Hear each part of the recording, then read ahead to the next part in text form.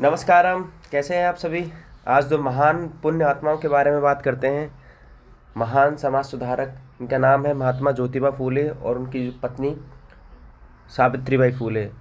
थोड़ा सा इससे पहले मैं कुछ बता दूं कि प्लेलिस्ट बना रखी हैं अपने सब्जेक्ट के, समाजशास्त्र के, और जीएस की भी क्लासेस चल रही हैं। जीएस की भी प्लेलिस्ट बनी है, उनको देखते रहिए। और आपकी एग्ज़ाम की भी डेट अनाउंस हो चुकी है।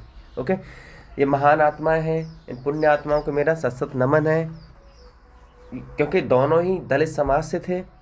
और इनके काम सुन के आप, जो इन पे अत्याचार किए समाज ने, रूह कांप जाएगी उनको सुन के। ठीक है, तो पहले बात करते हैं महात्मा ज्योतिबा फूले के बारे में। इनका जन्म महाराष्ट्र में हुआ 1827 में, और ये माली जाति से पैदा हुए थे। सबसे पहले इनके काम काम क्या रहे? सामाजिक सेवा, क्योंकि ग्रेट सोशल रिफॉर्मर थे। इन्होंने समाज सेवा की, स्त्रियों एवं निम्न जाति के लोगों की भी शिक्षा का प्रचार किया, क्योंकि दलित समाज में शिक्षा ही तो नहीं थी, ना तो पुरुष के पास शिक्षा थी, ना ही स्त्री के पास शिक्षा थी। तो इन्होंने, हस्बैंड एंड वाइफ ने, दोनों ने इस पर काम किया। तो इनके सब इम्पोर्टेंट वर्क को जान लेते हैं। इन्होंने 1873 में, डेट भी याद रखेंगे आप, 1873 में किसकी? सत्य शोधक समाज की स्थापना करी। सत्य शोधक समाज, ये याद रखेंगे अपना। ठीक है। उसके बाद में 1848 में 1848 में अपनी पत्नी के साथ, अपनी पत्नी सावित्रीबाई फूले, सावित्रीबाई फूले के साथ प्रथम गर्ल्स स्कूल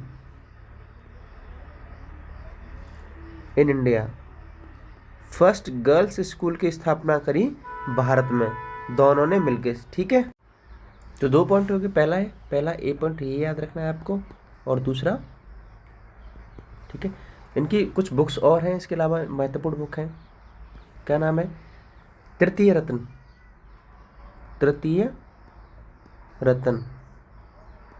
एक और बुक है। तृतीय रत्न के बाद श्वेतकाचार्य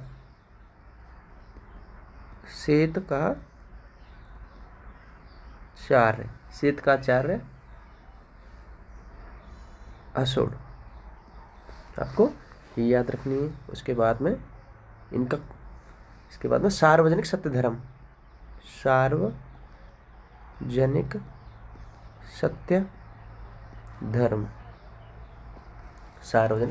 इनका काम ये हो गया। बस इतना ही है, इतना इम्पोर्टेंट काम है इनका, इतना ही याद रखना है। ओके, इनकी वाइफ के बारे में बात करते हैं। सावित्रीबाई